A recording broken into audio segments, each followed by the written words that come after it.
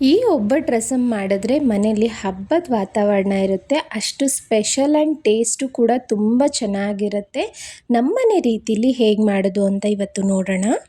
ನೋಡಿ, ಈ ರೀತಿ ಒಂದು 2 ಸೌಟ್ ಆಗೋಷ್ಟು ಬೇಳೆನ ಬೇಯಿಸ್ಕೊಂಡು ಆ ನೀರನ್ನ ಸಪ್ರೇಟ್ ಮಾಡಿ ಅದಕ್ಕೆ ಫ್ರೆಶ್ ಆಗಿರೋವಂಥ ಕರಿಬೇವನ್ನು ಹಾಕಿ ಬಿಟ್ಟಿದ್ದೀನಿ.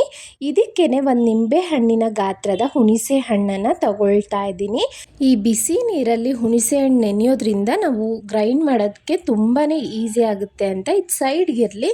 ಪ್ಯಾನ್ಗೆ 4 ಟೇಬಲ್ ಸ್ಪೂನ್ ಆಗೋಷ್ಟು ಜೀರಿಗೆನ ಹಾಕೊಳ್ತಾ ಇದ್ದೀನಿ.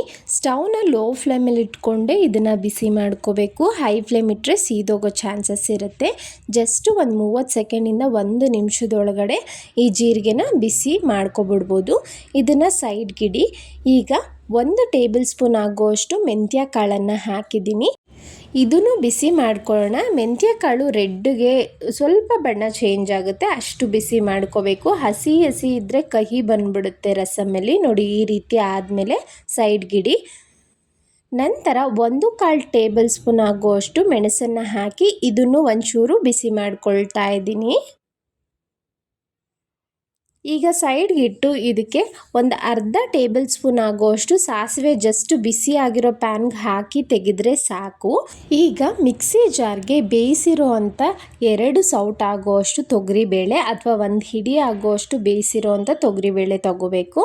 ನಂತರ ಬಿಸಿ ಮಾಡ್ಕೊಂಡಿರೋ ಅಂಥ ಜೀರಿಗೆ, ಮೆಣಸು, ಮೆಂತ್ಯ, ಸಾಸಿವೆ ಹಾಕಿ ಬಿಸಿನೀರಲ್ಲಿ ನೆನೆಸಿಟ್ಟಿದ್ವಲ್ಲ ಹುಣಸೆ ಹಣ್ಣು, ಅದನ್ನು ಸಹ ತೆಗೆದ್ಬಿಟ್ಟು ಹಾಕಿ ನುಣ್ಣಗೆ ಗ್ರೈಂಡ್ ಮಾಡ್ಕೊಳ್ಳಿ. ನೋಡಿ, ಈ ರೀತಿ ಪೇಸ್ಟ್ ಥರ ಹಾಕಬೇಕು. ಈಗ ಬೇಳೆ ಬೇಯಿಸಿರೋ ಅಂಥ ನೀರಿಗೆ ಈ ಮಸಾಲೆನ ಹಾಕೊಳ್ತಾ ಇದ್ದೀನಿ. ನಾವು ಬೇಳೆ ಬೇಯಿಸ್ಬೇಕಾದ್ರೆ ನೀರು ರಸಮ್ಗೆ ಎಷ್ಟು ಬೇಕೋ ಅಷ್ಟು ಇಟ್ಕೊಂಡ್ರೆ ಮತ್ತೆ ನೀರು ಹಾಕೋ ಅವಶ್ಯಕತೆ ಏನಿರೋದಿಲ್ಲ. ನೋಡಿ, ಆ ಮಸಾಲೆ ಎಲ್ಲ ಚೆನ್ನಾಗಿ ನೀರಲ್ಲಿ ಬೆರೆಯೋ ಥರ ಮಿಕ್ಸ್ ಮಾಡ್ಕೊಳ್ಳೋಣ. ಇದಕ್ಕೇ ರುಚಿಗೆ ತಕ್ಕಷ್ಟು ಉಪ್ಪನ್ನು ಹಾಕೊಳ್ತಾ ಇದ್ದೀನಿ. ನಂತರ 1/4 ಟೀ ಸ್ಪೂನ್ ಆಗೋಷ್ಟು ಅರಿಶಿನ ಹಾಕೊಳ್ಳೋಣ.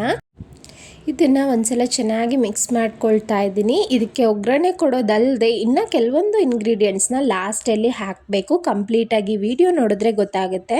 ಒಂದು ಪಾತ್ರೆಗೆ 3 ಟೇಬಲ್ ಸ್ಪೂನ್ ಆಗೋಷ್ಟು ಎಣ್ಣೆ, ಒಂಚೂರು ಸಾಸಿವೆ ಹಾಕಿ ಅದೆಲ್ಲ ಸಿಡಿತಾ ಇದ್ದಾಗೆ ಇಲ್ಲಿ ಒಂದು 15ರಿಂದ 20 ಎಸಳು ಬೆಳ್ಳುಳ್ಳಿನ ಹಾಕೋಬೇಕು. ಬೆಳ್ಳುಳ್ಳಿ ರಸಮಲ್ಲಿ ಒಳ್ಳೆ ಟೇಸ್ಟ್ ಕೊಡುತ್ತೆ, ಆದಷ್ಟು ಹೆಚ್ಚಾಗಿ ಯೂಸ್ ಮಾಡಿ. 20 ಎಸಳು ಸಾಕಾಗುತ್ತೆ. ಒಂಚೂರು ಫ್ರೈ ಆಗ್ತಿದ್ದಂತೆ ಇಲ್ಲಿ ಖಾರಕ್ಕೆ ತಕ್ಕಂತೆ ನಾನಿಲ್ಲಿ 10ರಿಂದ 12 ಒಣಮೆಣಸಿನ್ಕಾಯಿನ ಹಾಕಿ ಫ್ರೈ ಮಾಡ್ಕೊಳ್ತಾ ಇದ್ದೀನಿ. ಬೆಳ್ಳುಳ್ಳಿ ಹಾಗೆ ಮೆಣಸಿನ್ಕಾಯಿ ಆಯಿಲಲ್ಲಿ ಚೆನ್ನಾಗಿ ಫ್ರೈ ಆಗಬೇಕು. ಒಂದು ಸ್ವಲ್ಪ ನೋಡಿ, ಬೆಳ್ಳುಳ್ಳಿ ಎಲ್ಲ ಲೈಟಾಗಿ ಬಣ್ಣ ಚೇಂಜ್ ಆಗ್ತಿದೆ ಅಲ್ಲ. ಈಗ ನಾವು ಮೊದಲೇ ರಸಮ್ನ ರೆಡಿ ಮಾಡಿ ಇಟ್ಕೊಂಡಿದ್ದೀವಿ ಅಲ್ಲ, ಅದೆಲ್ಲವನ್ನು ಇದಕ್ಕೆ ಹಾಕೊಳ್ಳೋಣ. ಇದು ಹಾಕ್ತಿದ್ದಾಗೆ ಸ್ಟವ್ನ ಹೈ ಫ್ಲೇಮ್ ಇಟ್ಟು ಸುಮಾರು ಒಂದು 5 ನಿಮಿಷಗಳ ಕಾಲ ಚೆನ್ನಾಗಿ ಕುದಿಸ್ಕೋಬೇಕು. ಆಗ ಒಳ್ಳೆ ಟೇಸ್ಟ್ ಕೊಡುತ್ತೆ, ಹಾಗೆ ಒಳ್ಳೆ ಘಮ ಬರುತ್ತೆ ಈ ರಸಮ್ಮು.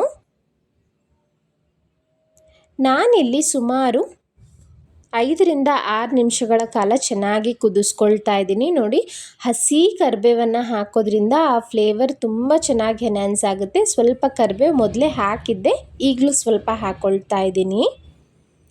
ನೋಡಿ, ಈ ರೀತಿ ರಸಮ್ ಚೆನ್ನಾಗಿ ಕುದೀತಿರಬೇಕು. ಈಗ ಉಪ್ಪೆಲ್ಲ ಕರೆಕ್ಟಾಗಿದೆಯಾ ಒಂದ್ಸಲ ಚೆಕ್ ಮಾಡ್ಕೊಳ್ಳಿ. ಸುಮಾರು ಇಲ್ಲಿ ಒಂದು 5 ನಿಮಿಷ ಚೆನ್ನಾಗಿ ಕಾಯಿಸ್ಕೊಂಡಿದ್ದೀನಿ. ಈಗ ಒಂದು ಸ್ವಲ್ಪ ಬೆಲ್ಲನ ಹಾಕ್ತಾ ಇದ್ದೀನಿ. ಟೇಸ್ಟ್ ಚೆನ್ನಾಗಿ ಬ್ಯಾಲೆನ್ಸ್ ಮಾಡುತ್ತೆ ಅಂತ. ತುಂಬಾ ಹಾಕಕ್ಕೆ ಹೋಗಬೇಡಿ. ನೀವು ನೋಡ್ಬೋದು ವಿಡಿಯೋದಲ್ಲಿ ನಾನು ಎಷ್ಟು ಹಾಕಿದ್ದೀನಿ ಅಂತ, ಅಷ್ಟೇ ಸಾಕಾಗುತ್ತೆ. ಇನ್ನೇನು ಒಂದು ಅಥವಾ 2 ನಿಮಿಷದಲ್ಲಿ ಸ್ಟವ್ನ ಆಫ್ ಮಾಡ್ತೀವಿ ಅಂದಾಗ ಫ್ರೆಶ್ ಆಗಿರೋ ಅಂಥ ಕೊತ್ತಂಬರಿ ಸೊಪ್ಪು ಹಾಗೆ 1 ಟೇಬಲ್ ಸ್ಪೂನ್ ಆಗೋಷ್ಟು ಹಸಿ ತೆಂಗಿನಕಾಯಿ ತುರಿದಿರೋ ಅಂಥದ್ದನ್ನ ಸೇರಿಸ್ಕೊಂಡಿದ್ದೀನಿ. ಈ ರೀತಿ ಕೊನೆಯದಾಗಿ ಹಾಕೋದ್ರಿಂದ ಆ ಟೇಸ್ಟ್ ತುಂಬಾ ಚೆನ್ನಾಗಿರುತ್ತೆ ಈ ರಸಮಲ್ಲಿ. ಒಂದು 2 ನಿಮಿಷ ಬಿಟ್ಟು ನೀವು ಸ್ಟವ್ನ ಆಫ್ ಮಾಡ್ಕೊಳ್ಬೋದು. ಬಿಸಿ ಬಿಸಿ ರೈಸ್ ಜೊತೆ ತಿಂತಾ ಇದ್ದರೆ ಒಳ್ಳೆ ಫೆಸ್ಟಿವಲ್ ವೈಬ್ ಬರುತ್ತೆ ನಿಮಗೆ. ಈ ವಿಡಿಯೋ ಇಷ್ಟ ಆಗಿದ್ದರೆ ಸವಿ ಕಿಚನ್ ಕನ್ನಡಗೆ ಸಬ್ಸ್ಕ್ರೈಬ್ ಮಾಡಿ, ಹಾಗೆ ನಿಮ್ಮ ಫ್ಯಾಮಿಲಿ ಫ್ರೆಂಡ್ಸ್ಗೆ ಈ ವಿಡಿಯೋನ ಶೇರ್ ಮಾಡಿ, ಲೈಕ್ ಮಾಡೋದನ್ನು ಮರಿಬೇಡಿ. Thank you so much.